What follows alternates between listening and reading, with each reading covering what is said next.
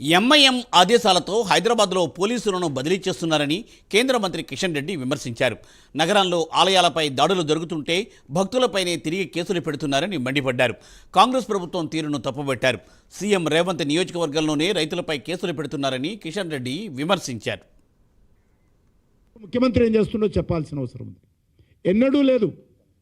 Majlis party నాయకుడు Asaduddin కనిసైగల్లో police అధికారుల నియామకం జరుగుతుంది. హైదరాబాద్లో పోలీస్ కమిషనర్ ట్రాన్స్ఫర్ చేస్తారు. హైదరాబాద్లో మజ్లిస్ పార్టీ ఆదేశాలతో, రాహుల్ గాంధీ ఆదేశాలతో.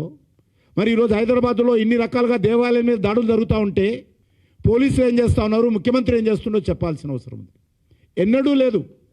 వరుసగా హైదరాబాద్ చుట్టుపక్కల జిల్లాలలో వరుసగా దాడులు జరుగుతూ ఉంటే కేసులు ఎవరి మీద పెడతా ఉన్నారు?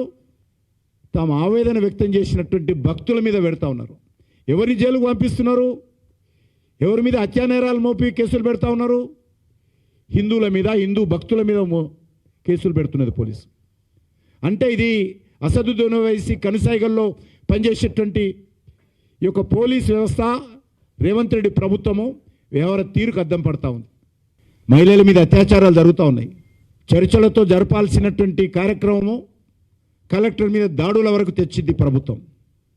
రైతాంగంతో చర్చలు జరిపి ఒక ముఖ్యమంత్రి సొంత కాన్స్టిట్యున్సీలో ఏ ఫ్యాక్టరీ పెట్టాలన్నా, ఎక్కడ భూసేకరణ చేయాలన్నా రాష్ట్ర ప్రభుత్వ బాధ్యత అది. రైతులతో ఒకటి కాకపోతే 2 సార్లు, 2 కాకపోతే 3 సార్లు చర్చలు జరపాలి. మంత్రుల టీమ్స్ ఏర్పాటు చేయాలి. రైతులతో మాట్లాడి వాళ్ళ ఆవేదన అర్థం చేసుకొని భూసేకరణ చేయాలి, తప్పులేదు. కానీ ఈరోజు సొంత కాన్స్టిట్యున్సీలోనే, ముఖ్యమంత్రి గారు సొంత కాన్స్టిట్యున్సీలోనే భూసేకరణ సంబంధించి కలెక్టర్ మీద దాడి జరగడము, రైతుల మీద కేసులు పెట్టడము, జైలుకు పంపించడము. ఎక్కడ పోతుంది ప్రభుత్వం అని అడుగుతా ఉన్నాను. ఇదా తెలంగాణ సమాజం కోరుకున్నటువంటి నూతన తెలంగాణ?